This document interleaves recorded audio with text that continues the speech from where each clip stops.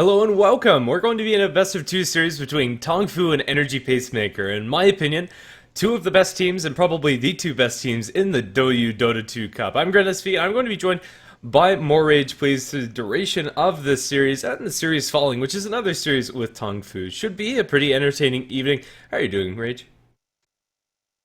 Oh, I have no idea where he is or if he muted his mic or what's going on there, but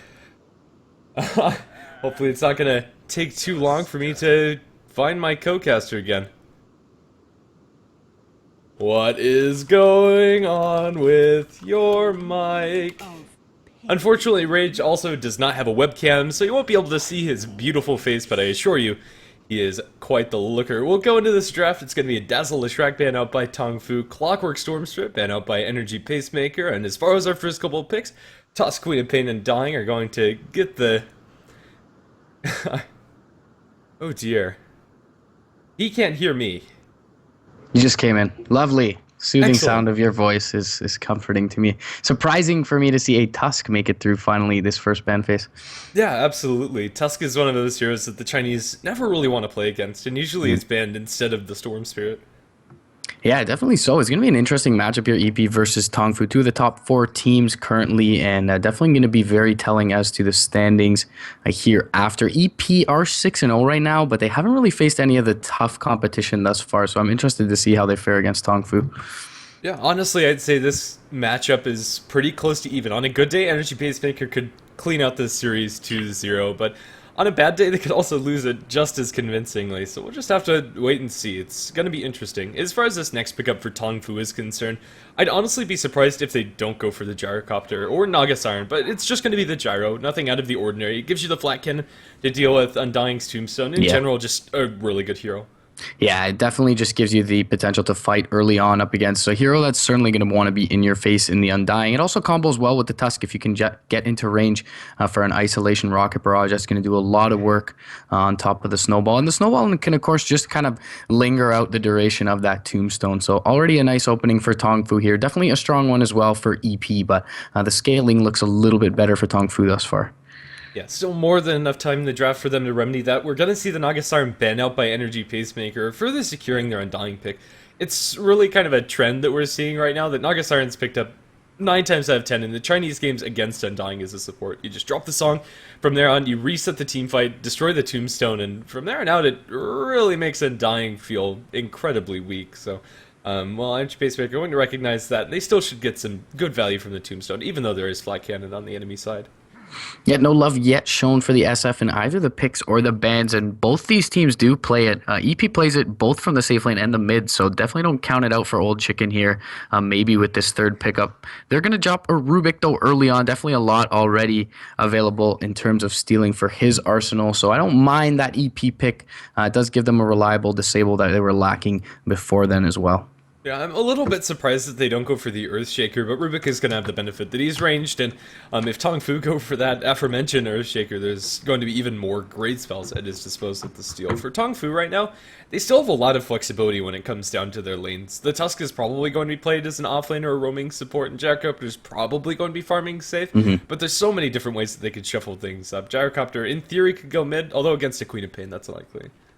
Yeah, so maybe look for the SF pickup here. The Storm Spirit could come out too, and it works decently well against the Tombstone. Not really affected by that as long as he's got some mana left in his pool. So that's definitely a possibility for U9 here. Definitely kind of the linchpin for the lineup in TongFu. I feel like he's often on these tempo controlling type heroes and really is the one finding a little bit of space for Zex Bingo and Jin Q. And we'll see how they end up there. They're going to grab something that does give the Rubik quite a bit more tasty spells to take away from TongFu, but definitely some good, reliable lockdown coming up from TongFu, and a hero that we haven't seen make it this far through the pick ban in a long time in Chinese Dota, and that's Wyvern. Yeah, Energy Pacemaker will get their hands onto that hero. It's going to be really annoying in general for TongFu to deal with, even though they have a good amount of magical bursts to eat through the Cold Embrace. It's still a great defensive hero to have, and even in situations where it's maybe not Winter Wyvern to its full potential, it's still a darn good hero. Yeah, it definitely is a very nice hero. The curse is nice against a lot of heroes that'll be clumped, especially coming out of the snowball for TongFu. And as you mentioned, they do have the finger, the rocket barrage, all ready for them to deal with that cold embrace. So he is going to have to get it off a little bit more preemptively than usual, presumably for this Wyvern. This does relegate that Undying to a core role here. So EP going to look to take this to the face of TongFu early on. And look to bring them down at least a structure, probably around that 25-minute mark, unless they go for something super late with this fifth pickup. But Undying generally tends to fall off there, so not expecting that insurance policy to come out for Old Chicken. TongFu gonna snag up the Viper for their mid. That's a Real pretty exciting. yeah, I don't know, not a very entertaining hero to watch, but a very good laner for TongFu, especially when you have supports that could, in theory, roam onto the mid lane. Plenty of lockdown for the Queen of Pain once Lion gets level 3. That's pretty scary for an Energy Pacemaker. But back onto Energy Pacemaker's lineup for a little bit. The potential is there that they go for an aggressive dual lane with the Undying Rubik or the Undying Winter Wyvern, although I think it's probably more likely to see the Rubik up in that top lane. It can apply a lot of pressure onto the Gyro, especially if the Tusk is roaming a lot. Yeah, they are going to at the very least, as you mentioned, force that Tusk to be behind the Gyro with a snowball, or force the Lion to be there while the Tusk roams, and therefore TongFu not going to be able to take too much advantage of their jungle early on, and that should help Energy Pacemaker get a little bit of an advantage early on and stifle the farm of the Gyro, as you mentioned. And definitely the early game is going to be something that is going to be very pivotal to their lineup success thus far with these first 4 picks. We'll finally see the SF ban come out here late from TongFu. So we did mention they can play that in the safe lane, but they're going to pick up the PA here for Fan for EP. That's a very risky pick, I want to say. At the moment, the Phantom Assassin has a lot of ways that she can be kited around and very easily killed off. Even when she has BKB, it's not going to be the easiest of games for her between the Viper Strike slow and the Walrus Punch slow. There's a lot of ways that they can keep her at arm's length. It's going to offer them a lot of scaling damage, which is something in Energy Pacemaker we're lacking, but I'm not sure if Phantom Assassin's really the hero to do that. Yeah, I mean, they do have some chase potential with the Tombstone. They have the Telekinesis, even the Arctic Burn slow and the Shadow Strike. But I feel like, as you mentioned, they have so many ways to deal with Fan's PA here, and it's going to force an early BKB to come out, which is even more so going to put the onus on EP to end this early, because as that scales downwards in duration, TongFu are just going to get better and better with dealing with the PA. And we are going to see LPC round out this TongFu lineup with an IO on top of the Gyrocopter. So a little bit of a risky pick for me, a little bit greedy as well up against an Undying. Oh, that said, I think it's still a generally good hero, and there's not that many great ways that they can get on top of the IO and focus him down inside the fights. If they do it with the Phantom Assassin, she's going to put herself at risk, and if the Queen of Pain gets isolated away from the team, it's a similar story. Even though they might kill off the IO, it's going to be very compromising position-wise for them. In general, this IO isn't going to be the greatest when it comes to relocate ganks. Relocating a Gyrocopter to roam is okay, but honestly, I think the biggest advantage is just allowing them to split push with that Gyro or the Viper and still have their full 5-man lineup. And just the access to stacks for Gyro is going to accelerate his farm quite nicely. All things considered, should be an interesting matchup. Yeah, EP are going to have to rely heavily on the play of 5400 on this Rubik in this one. And the extra movement speed from the IO is certainly going to be very nice for TongFu up against what are a lot of slows from EP. But either way, it is going to make their lanes a little bit weaker than I would like to see, and will force Zex Bingo onto the Tusk. But he's very capable on this hero. He's very good on heroes like the Tusk, heroes like the Spirit Breaker that are aggressive in nature. So it will be interesting to see how TongFu are able to survive through the early game up against this aggressive lineup from EP. Let's quickly introduce our lineups on the Energy Pacemaker side. It is the Radiant team. Blaze going to be playing on the Winter Wyvern, our other supports. 5400 on the Rubik. Zhou Lei on the offlane Undying. Fan on the Queen of Pain. Phantom Assassin handled by Old Chicken. Yeah, and over on the TongFu side, we're going to have Kabu picking up the Lion. LPC will be on the IO towards the mid. We're going to have U9 on that Viper, and that'll leave Zex Bingo in the offlane on Tusk, and finally Jin Q in that one-position Gyrocopter. Well, we're going to start things off with a pause, as is fairly standard for most Dota games, but yeah, honestly, I don't think I have a heavy favorite when it comes to the draft. There's small leaps in power when it comes to both of these teams, but honestly, this should be a very close to even game. Yeah, generally I would say in EP matchups, a lot depends on how they do in the mid lane, and even the same can be said for U9. But he's usually very stable. It just feels like this one's going to be somewhat of a wash. Queen of Pain versus the Viper should be both heroes getting some decent farm. Although Fan is currently picking up this Queen of Pain, so it could be a safe lane co-op for now. But it would be a little odd to see that PA up in mid. Yeah, I really don't think I like the Phantom Assassin going to the mid lane, but Old Chicken is going to be handling it. He starts with the Poor Man's Shield, and that's going to help inside the lane, but honestly, I think the only farm that Phantom Assassin is going to be able to reliably get against the Viper is from the spam of his Q, and that's about it. I think it's a risky proposition from Energy Pacemaker. I think the Phantom Assassin relies a little bit more on the farm than Queen of Pain. Queen of Pain relies a little bit more on the levels, and it might just gimp them just a little too much. I don't know. We'll just have to wait and see. It depends on how Old Chicken performs.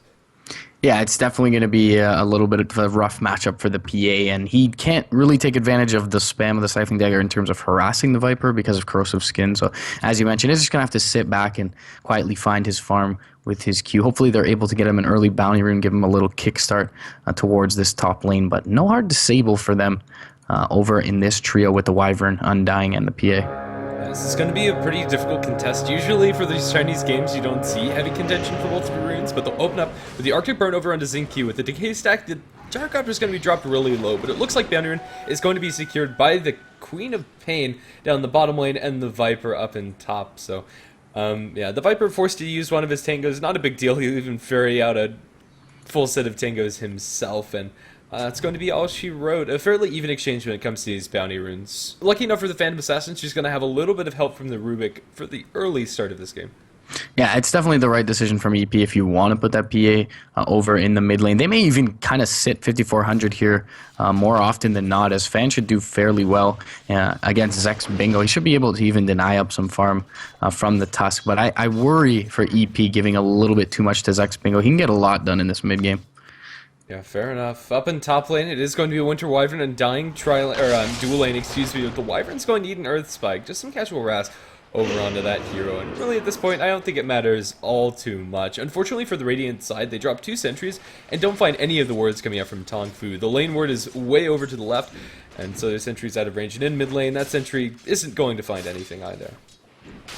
Yeah, so far Old Chicken holding his own in the mid lane, and not too much aggression early on. Zhao Tulei going to be pretty tanky with his decay stacks up, and once that point in Cold Embrace is there, don't feel like there's too much kill potential for TongFu without a misstep, but hopefully for the EP's sake, they're able to deny some farm from Jin-Q. They are going to pop the 2-man decay, as well as the Arctic Burn. Kabu getting very low here. The Rocket Barrage going to drop Zhao Tulei, but he's way too tanky with 2 decay stacks up. Couple right clicks. He gets the first blood. Jin-Q going to have Rocket Barrage up again, but the units have now closed in on him, and now the tether going to come through from LPC, but they will be there with the Splinter Blast as Lei leveled up off that first kill, and 2 kills already going the way of this aggressive duel from EP.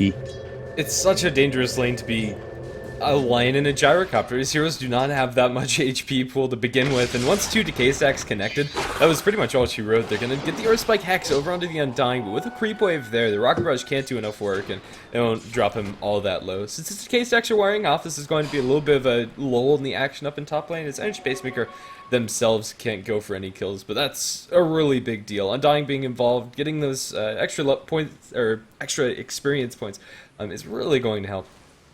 Yeah, we talked about how important the early game is for EP here, and that's a great start for them. Hastrun bot lane for the Rubik for 5400. He's going to telekinesis up Zex Bingo. Not sure if they have the kill potential, though. Instant pop on the snowball and stun into Fan, and he can jump forward with another Shadow Strike in 5 seconds, but Zex Bingo a little bit too healthy for now. Just some casual harass coming out from that duo. Yeah, the Tusk has not been zoned out at all, which is unfortunate for the Radiant side. He'll drop low, but has a flask. Looks like he'll be able to salve up under his tower if he needs to. Maybe baiting out the Queen of Pain a little bit. Has the Mango as well if he needs, just in a pinch, that Snowball and Ice Shards. If they're not careful, that could catch them off guard.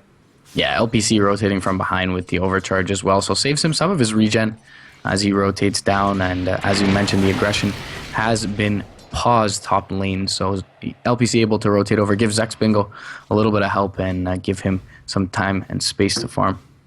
In mid lane, I'm honestly surprised at how well Old Chicken is holding his own up against the Viper. Viper isn't able to really post up that aggressively at this point, and now that the bottle's up for the Phantom Assassin, she'll be able to get a reliable stream of farm. That said, Viper's still going to get the better half of the exchange in mid, but Phantom Assassin has made it through the roughest part of the laning stage, although with a couple of attacks from the Viper's orb, that's going to drop her low, but yeah, there's the bottle delivery, and that's pretty much all she wrote. Yeah, bottle coming out and the poor man's shield already up. Old Chicken definitely going to be fine in this lane from now on, especially if he's able to secure some runes. But he should be able to bottle crow very reliably, as most of the laners elsewhere for EP are self-sufficient, and having that Wyvern heal up in the top lane with Lei already having a bottle is going to be just fine for this offlane duel. LPC will find the Illusion Rune bottom lane, mostly just going to be the bottle refill for the island, nothing too important there. And top lane, the Bounty Rune will be activated by the Viper, but without a bottle, that's going to be a little less relevant. It's still nice to deny both of the runes away from the Phantom Assassin, but Old Chicken is still farming absolutely fine. The top 4 CSers in this game are pretty much neck and neck, and the Tusk and Undying are within reasonable differences, so this laning stage is very close to even, and Energy Pacemaker getting a slight advantage with those 2 kills on top. Yeah, 5400 going to be executing some pulls. LPC pretty much soaked all the XP from that with his Dire Observer ward being up here. Hasn't quite rotated around for the Radiant side to de-ward that just yet. So he's going to find his level 3 here shortly on the IO, and that's definitely something that TongFu are going to need. As you mentioned, the relocate is not going to be amazing for them, but top lane we are going to queue some regression. There is going to be an Earth Spike from Kabu to keep Zhao to lay back. And they are going to have the TP in from LPC with some bottle charges for Xinqiu. Maybe they look to aggress forward here. The Flat Cannon going to do a little harass damage towards Zhao Tule, but the Tombstone still up for a couple seconds. They're not going to jump forward just yet. Kabu going to rotate around, finds the Earth Spike there. They're going to have to get in range. The Hex is there with the extra move speed and the Rocket Barrage. They're able to bring one down. Lei sticks around for too long as well, and they are going to be able to right-click him down. Old Chicken trying to jump forward, but with the overcharge and another chance, or another Rocket Barrage there for Old Chicken, they are going to force him back. That's a big deal for them, but down the bottom lane, the Tusk is going to get jumped. Zex Bingo dropping incredibly low. The Blink Scream, Queen of Pain will secure that kill, and it is going to somewhat even the trade across the map. Both of the offlaners will lose their lives. That's still pretty good for TongFu in general. Yeah. The value that you get from the Rocket Barrage this early on is incredible. Even when you're dealing with an Undying and Winter Wyvern, generally fairly survivable. The amount of magical burst is ridiculous. Yeah, and also it forces a rotation over from Old Chicken, so he lost a little bit of farming time in lane, and it gave a little space to U9 to pick up a somewhat of an advantage. Their top rune is going to be secured by the Dire side. LPC going to be able to refill up his bottle once again, and over on the bot side, Fan's going to be able to fill his up 1,000 gold onto the Queen of Pain. An interesting tombstone coming up from the Undying. Not much kill potential there, and it's just going to zone the Jarcopter out a little bit. Perhaps a bit of a reactive one, but yeah, no Radiant Vision over to the east, so not even sure that he saw Kabu rotating in. But either way, yeah, definitely an odd use of a bigger cooldown. Looks like Fan's able to complete up those power treads over in his lane. So the Queen of Pain doing well, and as you mentioned earlier, all the cores pretty much neck and neck in terms of net worth. Xinqiu and U9 being able to outfarm Fan and Old Chicken by just a slight margin. Yeah, and honestly, that's not unexpected when you're dealing with this Phantom Assassin in the mid lane. Phantom Assassin looks like she wants to make an Ancient stack, but they don't have the greatest heroes to clear that out. Honestly, if they want to take down Ancients, they'll have to commit an Undying Tombstone. Yeah, top lane, another decay stack comes out for Zhao Tule, but laning stage pretty much stagnated to this point, and it somewhat favors TongFu, as they have been able to make very effective use of the jungle for both those supports. 5400 on the other side of things has benefited as well, and he is level 5, so soon to have that spell stealed out. He's going to jump forward with Telekinesis onto Zex Bingo here, who's going to try and TP away. The pure damage will be there, though, from the Sonic Wave, and they'll be able to bring him down just in the nick of time. And as soon as that level 6 ultimate coming up for the Queen of Pain, they're able to make use of it, and a nice kill going the way of EP. Yeah, close call for the Tusk, but at the very least he does force out the Sonic Wave, even though it's still pretty good for Energy Pacemaker, involving Fan, the 2 supports and a kill. That cooldown is quite significant. It's going to delay Queen of Pain's killing potential in the next couple of minutes, so we'll just have to see. Yeah, still good though. 4-2, Energy Pacemaker getting the better half when it comes to kills, and TongFu getting a slight advantage when it comes to farm. Really, this is one of the most even laning stages that I've seen in quite some time. Yeah, it may have caught a glimpse of 5400 mid, the dire side, as we saw Jin Q get a little bit aggressive towards this Undying top lane. He is going to jump really far south and look to zone him out. The Tombstone going to be dropped by Zhao too late, but they're just going to fight it up with Kabu and Jin Q there, so they definitely had some awareness of the positioning of these Radiant supports here, and now that cooldown is down. They can be able to jump forward with the call down and the Viper Strike. Zhao too late, left for dead by his squad. Kabu going to drop low to the tower shots. They're going to be able to change the aggro up, get the tether onto him, heal him up. The Flak Cannon now going to jump up, but Fan rotating in with the Scream of Pain and the Phantom Strike forward onto Jin Q. The Rocket Barrage finishes the Queen of Pain off first, but he'll go down next. Splinter Blast going to come through, and another drops. That's 3 down for EP. Old Chicken going to be cold embraced up, trying to get away. Spectral Dagger doesn't finish off the Wisp, though, and TongFu absolutely cleaning house in this top lane. Lei gonna be the last one to fall. The TP back in from the Undying, but no Tombstone available for another 10 seconds. He's jumping into his own death here, even with the 2 decay stacks and the Soul Rip. The Nether Toxin gonna bring him down. Ultra kill going U9's way, and the Io's regeneration proving way too much for EP to fight through.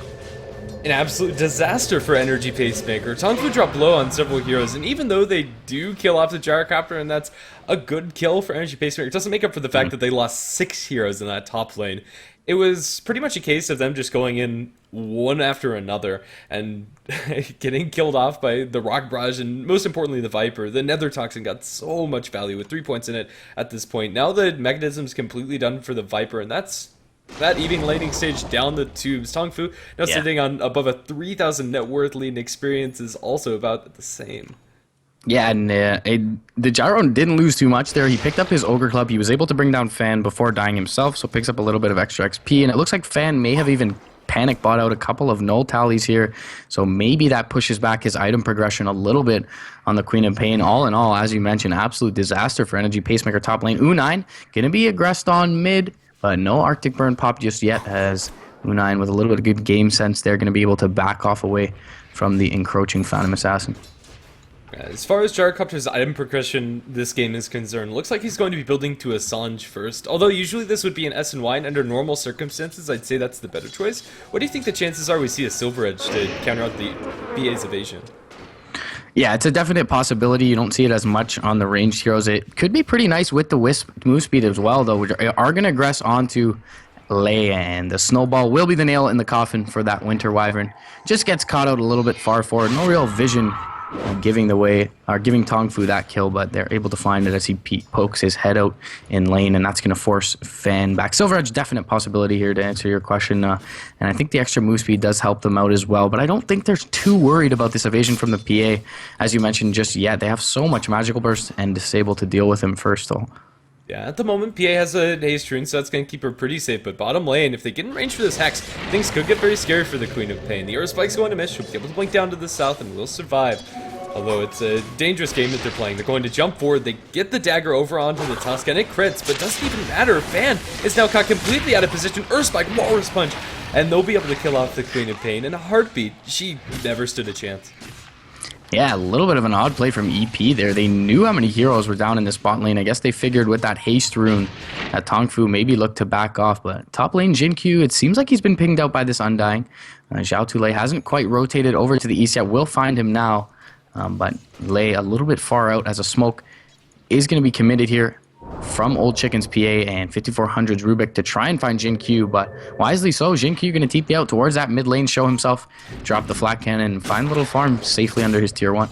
Yeah, and in the meantime, tier 1 tower in the bottom lane falls for TongFu. A lot of objectives going their way in just a short amount of time. All it really took was one fight going in their favor, and they've rolled with it, going pretty much systematically for these towers. The tier 1 tower in mid still stands. That's probably going to be the next course of action. But that said, it's probably one of the biggest places where Energy Pacemaker could mount a defense. With the Tombstone, the Sonic Wave now up, and even the Winter's Curse available for the Winter Wyvern as she's picked up her level 6. This could go south if TongFu aren't careful with their positioning. Especially important, I think, is the IO. Yeah, there is a Winter's Curse available for Lei, so they need to be careful not to jump too far forward here to do TongFu. Call down is going to be dropped, though, with the Hex. He will be able to fly up to the high ground, but the Snowball and the Walrus Punch there from Zexbingle, bringing down the Wyvern early. Zhao Tulei now out of position. Sonic Wave is onto 3. Old Chicken going to jump through, but the LPC Wisp keeping up Jin Q once again. Walrus Punch up into the air, and that's another down for Energy Pacemaker. They've only lost a Lion on TongFu's side thus far. Old Chicken going to have to pop his invisibility rune, but he is going to be able to retreat back under his Queen of Pain, and they will bring down the Tusk. 3 for 2 overall going TongFu's way in that mid lane, but TongFu still looking fairly healthy. TPs are going to come back in from the Wyvern, though, and they do have the Curse available. Arctic Burn comes up. Curse going to be dropped onto Jin-Q. Old Chicken jumps through as well, but the overcharge once again keeping Jin-Q up, and they bring down the Phantom Assassin and the Queen of Pain just after the Gyrocopter falls. And overall, LPC has just been the absolute MVP in these team fights for TongFu, and they haven't paid him enough attention from Energy Pacemaker, able to keep that gyro up and just spam out that Rocket Barrage. Yeah. Especially important, right after they committed the Sonic Wave coming out from the Queen of Pain, everybody was so darn low, but the Eye was able to sustain the gyro, and just a little bit of extra time on a gyrocopter can make a huge difference when you're dealing with the amount of damage output that he has. TongFu do lose a couple in return, and the gyrocopter does end up losing his life, but I don't think it really matters that much. It's still an advantageous trade for them. Yeah, Kabu rotating around with a haste rune as well. May run into 5400 here, but it is nighttime, and wasn't able to spot him out in the corner there, so does have the Finger of Death at the ready. Xiao Tu Lei needs to be a little bit careful mid lane, a little bit tanky right now, 1100 HP. He is going to catch a Poison Orb attack though.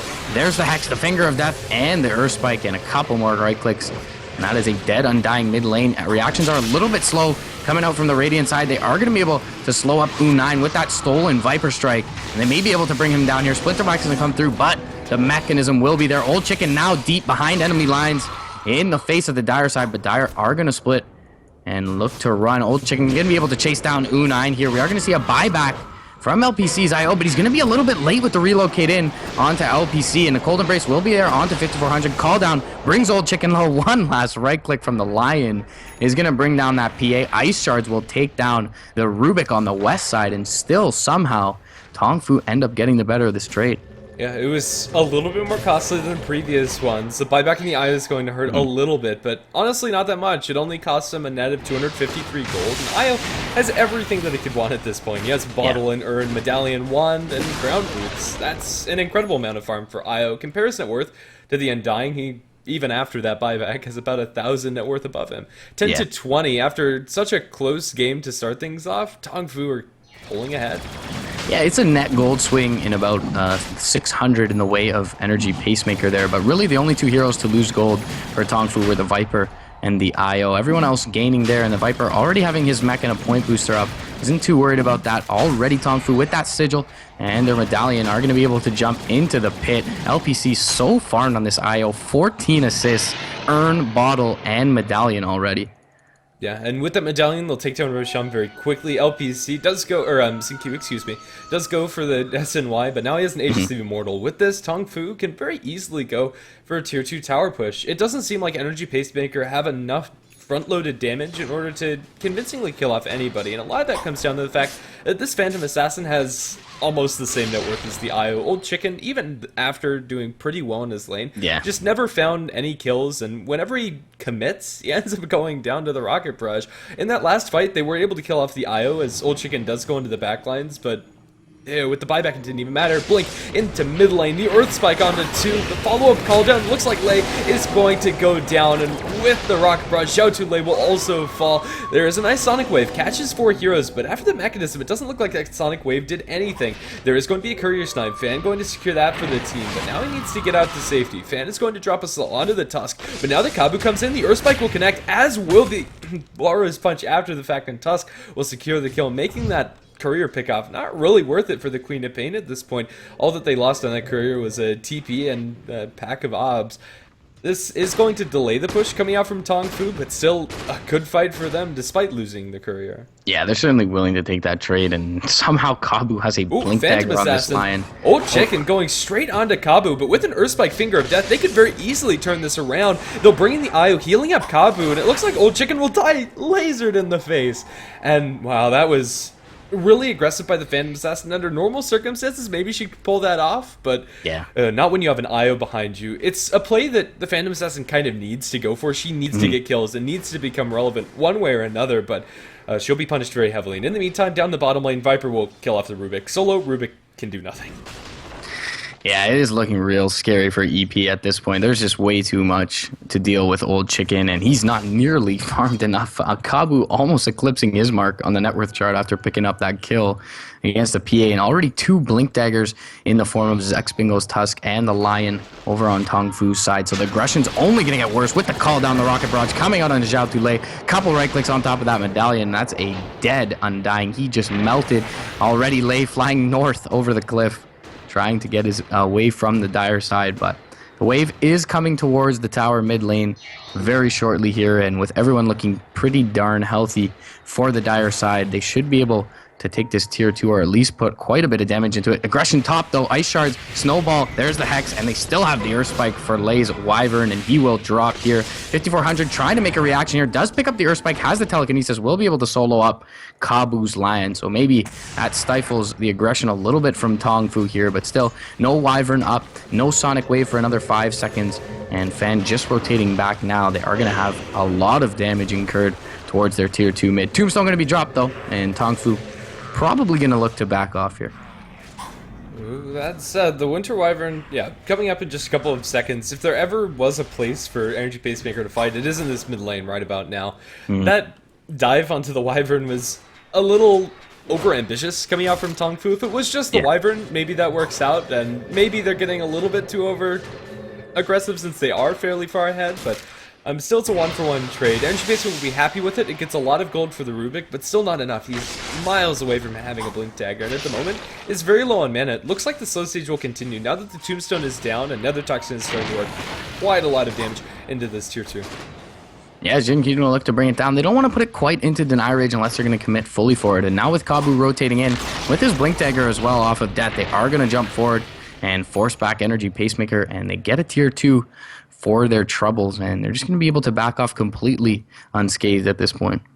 The Queen of Pain does get the deny, and that's nice and all for Energy Pacemaker, but Old Chicken at this point, I don't think he can do anything. He goes for a Blade Mail instead of going for the Battle Fury, and I think he did need something to fight now, but Blade Mail is not going to cut it. He has 1100 HP, and that's going to be useful and all, but the Gyrocopter is more than healthy enough to where he doesn't care, and there's plenty of tank on the Viper as well. I think Old Chicken probably should have just stuck with his guns, or maybe gone for something like a Drums, Aquila, just cost-efficient stat items instead of it. Yeah, I mean, there's so many tanky targets on TongFu's side as well. They have a mechanism on top of that, so I don't feel like the Blade Mail is going to do more work against the PA than it will give to her in advantages. But either way, Jinkyu going to jump into the pit. And it doesn't seem like he was seen here yet. The smoke was expired from Energy Pacemaker, and they are going to rotate up towards the north.